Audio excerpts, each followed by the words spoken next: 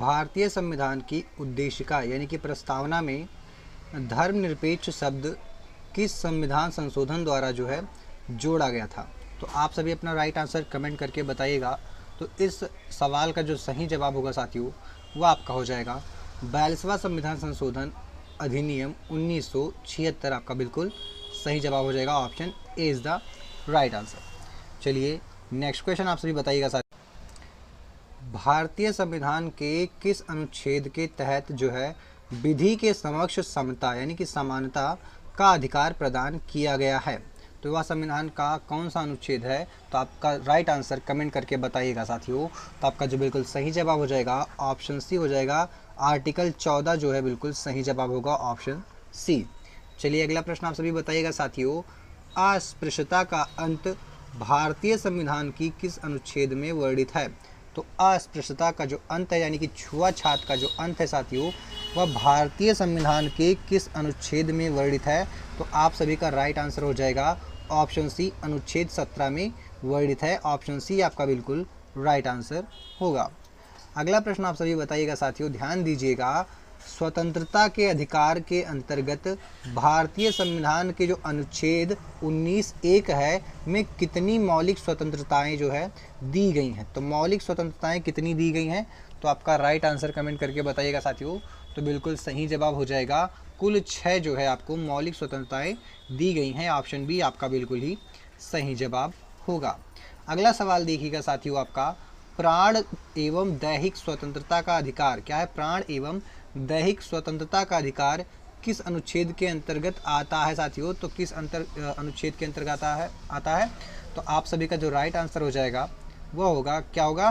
तो बिल्कुल right answer हो जाएगा आर्टिकल 21 आपका हो जाएगा, ऑप्शन सी बिल्कुल सही जवाब होगा। अगला प्रश्न आप सभी बताइएगा। भारतीय संविधान में मौलिक कर्तव्यों को किस समिति की सिफारिश पर शामिल किया गया था। तो जो मौलिक अधिकार थे संविधान में किस समिति की सिफारिश पर शामिल किए गए थे। तो आपका जो राइट आंसर है वह कमेंट करके बताइएगा क्या होगा राइट आंसर। तो आपका बिल्कुल राइट आंसर हो जाएगा वह होगा साथियों, क्या होगा, स्वर्ण सिंह समिति, ऑप्शन बी आपका बिल्कुल सही जवाब होगा। चलिए नेक्स्ट क्वेश्चन देखिएगा साथियों। आप सभी वर्तमान में भारतीय संविधान के अनुच्छेद 51(a) के तहत कितने मौलिक कर्तव्य उल्लिखित हैं। तो आप सभी राइट आंसर कमेंट करके बताइएगा साथियों क्या होगा सही जवाब। तो इस सवाल का बिल्कुल सही जवाब हो जाएगा ऑप्शन बी, कुल 11 जो है मौलिक कर्तव्य जो हैं उल्लिखित हैं 51(a) के तहत। किसके तहत, 51(a) के तहत। चलिए अगला प्रश्न देखिएगा आप सभी। और अगला प्रश्न है, राज्य के नीति निदेशक तत्व जिन्हें हम DPSP कहते हैं का मुख्य उद्देश्य क्या स्थापित करना है। तो साथियों जो नीति निदेशक तत्व हैं इनका जो मुख्य उद्देश्य है वह है लोक कल्याणकारी राज्य को स्थापित करना, ऑप्शन बी बिल्कुल ही सही जवाब होगा। नेक्स्ट क्वेश्चन आप सभी देखिएगा साथियों। संविधान का कौन सा अनुच्छेद ग्राम पंचायतों के संगठन का प्रावधान करता है। तो साथियों संविधान का कौन सा अनुच्छेद जो है ग्राम पंचायतों के संगठन का प्रावधान करता है। आपका बिल्कुल राइट आंसर हो जाएगा अनुच्छेद 40, क्या होगा, आर्टिकल साथियों 40 जो है आपका बिल्कुल सही जवाब हो जाएगा, जो कि ग्राम पंचायतों के संगठन का जो है प्रावधान करता है। अगला प्रश्न आप सभी देखिएगा साथियों। समान नागरिक संहिता क्या है, समान नागरिक संहिता UCC का वर्णन भारतीय संविधान के किस अनुच्छेद में है। तो साथियों समान नागरिक संहिता का जो उल्लेख है या वर्णन है वह भारतीय संविधान के अनुच्छेद 44 में किया गया है, ऑप्शन बी आपका article 44 is the right answer. Next question देखिएगा साथियों आप सभी, जो कि आपका मानवाधिकार क्या है, मानवाधिकार संरक्षण अधिनियम 1993 के अनुसार राष्ट्रीय मानवाधिकार आयोग के अध्यक्ष का कार्यकाल कितना होता है। तो साथियों जो अध्यक्ष होता है राष्ट्रीय मानवाधिकार आयोग का, उसका जो कार्यकाल होता है साथियों वह तो या तो 3 वर्ष का होगा या तो 70 वर्ष की आयु तक होगा, जो भी पहले पूरा होगा वही मान लिया जाएगा। तो ऑप्शन बी आपका बिल्कुल ही सही जवाब हो जाएगा। अगला प्रश्न आप सभी देखिएगा साथियों, ध्यान दीजिएगा। राष्ट्रीय मानवाधिकार आयोग एक किस प्रकार की संस्था है। तो राष्ट्रीय मानवाधिकार आयोग जो है साथियों वह एक प्रकार की सांविधिक जो है यह सांविधिक या विधि द्वारा स्थापित निकाय है या इस प्रकार की संस्था है जो संविधान के द्वारा स्थापित किया जाता है। तो ऑप्शन बी आपका बिल्कुल राइट आंसर हो जाएगा। अगला प्रश्न आप सभी देखिएगा साथियों, ध्यान दीजिएगा, जो कि है संयुक्त राष्ट्र द्वारा मानवाधिकारों की सार्वभौमिक घोषणा किस तिथि को अपनाया गया था। तो किस तिथि को अपनाया गया था, आप लोग राइट आंसर कमेंट करके बताइएगा। तो आपका बिल्कुल राइट आंसर जो होगा साथियों इस सवाल का वह हो जाएगा 10 दिसंबर 1948 को। कब? 10 दिसंबर 1948 को जो है यह अपनाया गया था। ठीक है, किसके द्वारा? संयुक्त राष्ट्र द्वारा। अगला प्रश्न आप सभी देखिएगा, मानवाधिकार दिवस प्रति वर्ष किस तिथि को मनाया जाता है। तो साथियों जो मानवाधिकार दिवस है वह आपका 10 दिसंबर को प्रत्येक वर्ष मनाया जाता है। ऑप्शन सी आपका बिल्कुल सही जवाब हो जाएगा। अगला प्रश्न देखिएगा आप सभी, राज्य मानवाधिकार आयोग के अध्यक्ष और सदस्यों की नियुक्ति किसके द्वारा की जाती है साथियों। तो आप सभी का राइट आंसर हो जाएगा ऑप्शन बी, राज्यपाल के द्वारा। ऑप्शन बी बिल्कुल राइट आंसर होगा। अगला प्रश्न आप सभी बताइएगा कि किसी गिरफ्तार व्यक्ति को गिरफ्तारी के कितने घंटे के भीतर निकटतम मजिस्ट्रेट के समक्ष जो है प्रस्तुत करना अनिवार्य है। तो आप राइट आंसर कमेंट करके बताइएगा क्या होगा सही जवाब। तो आपका हो जाएगा 24 घंटे के भीतर यात्रा का समय छोड़कर। ऑप्शन बी बिल्कुल ही सही जवाब होगा। अगला प्रश्न आप सभी देखिएगा साथियों, गिरफ्तारी के समय अपनाए जाने वाले दिशा निर्देशों के लिए सर्वोच्च न्यायालय का कौन सा प्रसिद्ध मामला माना जाता है या जाना जाता है। तो आपका राइट आंसर हो जाएगा DK वासु बनाम पश्चिम बंगाल राज्य, यानी ऑप्शन बी आपका बिल्कुल ही सही जवाब होगा। अगला प्रश्न आप सभी देखिएगा साथियों, संवैधानिक उपचारों का अधिकार, ध्यान दीजिएगा, संवैधानिक उपचारों का अधिकार किस अनुच्छेद के अंतर्गत मौलिक अधिकारों के परिवर्तन हेतु सुप्रीम कोर्ट जाने का अधिकार देता है। तो सुप्रीम कोर्ट जाने का अधिकार देता है कौन? संवैधानिक उपचारों का अधिकार। तो किस अनुच्छेद के अंतर्गत मौलिक अधिकारों के परिवर्तन हेतु देता है। ठीक है, तो आपका जो राइट आंसर होगा वह हो जाएगा आर्टिकल 32 के द्वारा। किसके द्वारा? आर्टिकल 32 के द्वारा। और आर्टिकल 32 को डॉक्टर BR अम्बेडकर ने, किसने? डॉक्टर भीमराव अम्बेडकर ने जो है क्या कहा है? संविधान की आत्मा कहा है। ठीक है, तो ऑप्शन बी यहाँ पे तो बिल्कुल राइट आंसर होगा और ये भी साथ में ध्यान रखिएगा। अगला प्रश्न आप सभी देखिएगा, ये सर्वोच्च न्यायालय द्वारा मौलिक अधिकारों की रक्षा हेतु जारी की जाने वाली रिटों की संख्या कितनी है। तो साथियों सर्वोच्च न्यायालय द्वारा जो है मौलिक अधिकारों की रक्षा हेतु जारी की जाने वाली रिटों की जो संख्या है वह कितनी है। तो आप सभी बताइएगा कितनी संख्या है साथियों। तो बिल्कुल सही जवाब हो जाएगा 5 प्रकार की रिटें होती हैं। ऑप्शन बी बिल्कुल ही सही जवाब होगा। अगला प्रश्न आप सभी देखिएगा साथियों, बालत श्रम एवं मनुष्य दुर्व्यापार का निषेध किस अनुच्छेद में वर्णित है। तो साथियों इसका जो सही जवाब होगा वह आपका हो जाएगा आर्टिकल 23। कौन सा? आर्टिकल 23। ऑप्शन ए आपका बिल्कुल ही सही जवाब होगा। अगला प्रश्न देखिएगा आप सभी, कारखानों तथा जोखिम भरे कार्यों में 14 वर्ष से कम आयु के बच्चों के नियोजन पर प्रतिषेध जो है वह किस अनुच्छेद के तहत लागू है। तो आप सभी बताइएगा बिल्कुल सही जवाब क्या होगा। तो वह हो जाएगा साथियों अनुच्छेद 24 के तहत। कौन से? अनुच्छेद 24। ऑप्शन सी आपका बिल्कुल ही सही जवाब होगा। अगला प्रश्न आप सभी देखिएगा साथियों, कार्यस्थल पर महिलाओं के यौन उत्पीड़न से संबंधित सर्वोच्च न्यायालय का ऐतिहासिक दिशा निर्देश किस वाद में दिया गया था। तो आपका जो राइट आंसर हो जाएगा वह हो जाएगा विशाखा बनाम राजस्थान राज्य, यानी ऑप्शन बी भी आपका बिल्कुल ही सही जवाब होगा। अगला प्रश्न देखिएगा साथियों आप सभी का, अनुसूचित जाति और अनुसूचित जनजाति यानी अत्याचार निवारण अधिनियम किस वर्ष पारित किया गया था। तो यह किस वर्ष पारित किया गया था। तो आपका राइट आंसर हो जाएगा 1989 में। कब साथियों? 1989 में पारित किया गया था।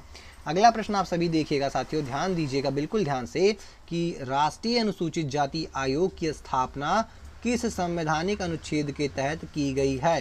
तो राष्ट्रीय अनुसूचित जाति आयोग की स्थापना जो है साथियों वह आपका संविधान के अनुच्छेद किसके तहत? संविधान के अनुच्छेद 338 के तहत जो है किया गया है। ऑप्शन ए आपका बिल्कुल ही सही जवाब होगा।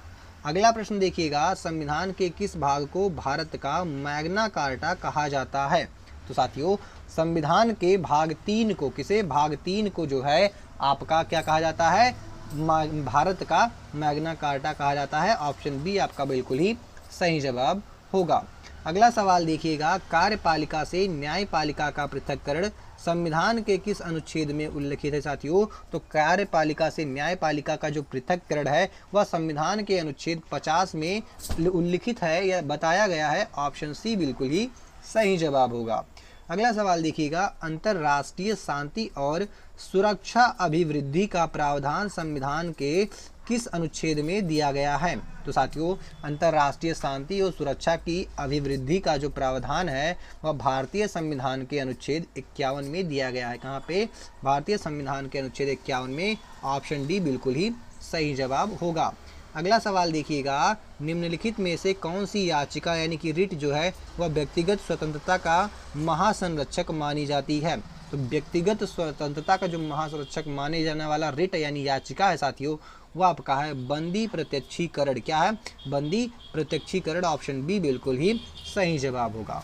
अगला सवाल देखिएगा साथियों आपका कि निजता का अधिकार, राइट टू प्राइवेसी, किस अनुच्छेद के अंतर्गत एक मौलिक अधिकार माना गया है? तो साथियों राइट टू प्राइवेसी किस अनुच्छेद के अंतर्गत माना गया है? तो आप सभी बताएंगे आर्टिकल 21 के तहत, यानी ऑप्शन सी बिल्कुल ही सही जवाब होगा, आर्टिकल 21 के तहत।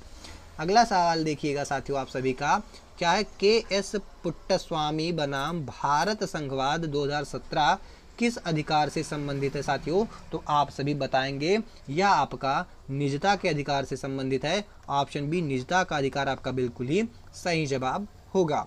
अगला सवाल देखिएगा, राष्ट्रीय महिला आयोग का गठन किस अधिनियम के अंतर्गत किया गया था साथियों? तो राष्ट्रीय महिला आयोग का गठन जो है वह आपका साथियों किस अधिनियम के अंतर्गत? तो आप सभी बताएंगे राष्ट्रीय महिला आयोग अधिनियम 1992 के अंतर्गत किया गया था। ऑप्शन सी बिल्कुल ही सही जवाब होगा। अगला सवाल देखिएगा, पर्यावरण का संरक्षण तथा संवर्धन और वन्य एवं वन्य जीव की रक्षा का प्रावधान किस अनुच्छेद में जोड़ा गया है? तो आप सभी बताइएगा किस अनुच्छेद में जोड़ा गया है? तो आपका बिल्कुल राइट आंसर हो जाएगा अनुच्छेद 48A में जोड़ा गया है। ऑप्शन बी बिल्कुल ही राइट आंसर हो जाएगा, आर्टिकल 48A। नेक्स्ट देखिएगा, बाल अधिकारों पर अंतर्राष्ट्रीय कन्वेंशन को संयुक्त राष्ट्र महासभा द्वारा किस वर्ष जो है अपनाया गया था साथियों? तो किस वर्ष अपनाया गया था? तो आप बताएंगे सन 1989 में अपनाया गया था। ऑप्शन बी बिल्कुल ही सही जवाब होगा। अगला प्रश्न आप सभी देखिएगा साथियों, भारतीय संविधान के किस अनुच्छेद द्वारा धार्मिक कार्यों के प्रबंध की स्वतंत्रता प्रदान की गई? तो आप सभी बताएंगे भारतीय संविधान के अनुच्छेद जो साथियों 26 है उसके तहत जो है धार्मिक कार्यों के प्रबंध की स्वतंत्रता प्रदान की गई है। अगला सवाल आप सभी देखिएगा कि अल्पसंख्यकों को अपनी पसंद की शिक्षण संस्थाओं की स्थापना और प्रशासन करने का अधिकार किस अनुच्छेद में है? तो आप सभी बताएंगे यह आपका अनुच्छेद किस में है? 30 में दिया गया है। किसमें? अनुच्छेद 30 में है। क्या है कि जो अल्पसंख्यक हैं वे अपनी पसंद के शिक्षण संस्थाओं की स्थापना कर सकते हैं व उन्हें उसका प्रशासन करने का अधिकार प्राप्त है आर्टिकल 30 के अनुसार। ठीक है, चलिए अगला सवाल देखिएगा साथियों आप सभी। और अगला सवाल है जो आपका कि 86वें संविधान संशोधन 2002 द्वारा अनुच्छेद कौन सा अनुच्छेद जोड़कर शिक्षा को मौलिक अधिकार बनाया गया था? तो आप सभी बताएंगे आर्टिकल 21A को जोड़कर जो है शिक्षा को जो है मौलिक अधिकार बनाया गया था। किसके द्वारा? 86वें संविधान संशोधन अधिनियम 2002 के द्वारा। यह सवाल साथियों बहुत बार रिपीट हुआ है। यही सवाल नहीं, इस वीडियो में आपको टोटल 40 सवाल मिलेंगे और वो ऐसे सवाल हैं जो हर बार एग्जाम में रिपीट होते हैं। चाहे कोई सा भी सरकारी एग्जाम ले लो, कोई सा भी गवर्नमेंट एंट्रेंस एग्जाम ले लो या कोई सा भी प्राइवेट एंट्रेंस एग्जाम ले लो, पॉलिटी से, इंडियन कॉन्स्टिट्यूशन से यहाँ से सवाल आने ही आने हैं। ठीक है, चलिए अगला सवाल देखिएगा आप सभी का, वेरी वेरी इंपॉर्टेंट है। क्या है? राष्ट्रीय मानवाधिकार आयोग के अध्यक्ष की नियुक्ति जो है हेतु गठन समिति में निम्नलिखित में से कौन शामिल नहीं होता है?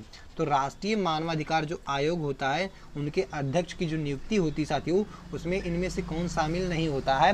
तो आप सभी बताएंगे जो भारत के मुख्य न्यायाधीश हैं वे शामिल नहीं होते हैं, जबकि प्रधानमंत्री जी शामिल होते हैं, गृह मंत्री जी शामिल होते हैं और लोकसभा अध्यक्ष, ये तीनों ही शामिल होते हैं। क्या होते हैं?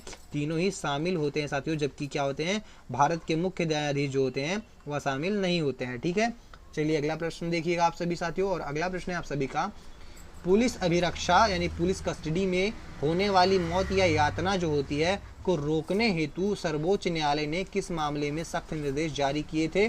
तो आप सभी बताएंगे साथियों।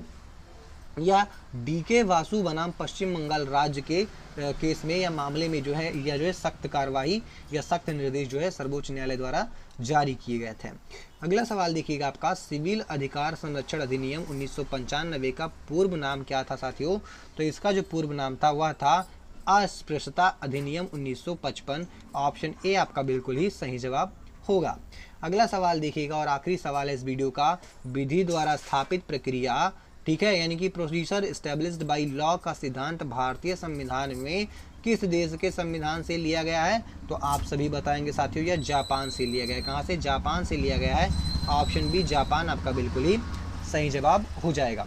तो साथियों इस वीडियो में आप सभी को कुछ रिवीजन टिप्स भी देखने को मिलेंगे, इंपॉर्टेंट फैक्ट्स भी हैं, कॉमन मिस्टेक्स भी हैं, एग्जाम ट्रैप्स भी हैं और आपको टॉप 220 मोस्ट इंपॉर्टेंट फैक्ट भी देखने को मिल जाएंगे। तो इसमें से जो सबसे इंपॉर्टेंट है साथियों वो है टॉप 20 जो है इंपॉर्टेंट फैक्ट्स हैं, तो मैं उनको आपको फटाफट से करा दे रहा हूँ। ठीक है, तो आप सभी देखिएगा, अनुच्छेद 14 जो है वह विधि के समक्ष समता और विधियों का समान संरक्षण देता है।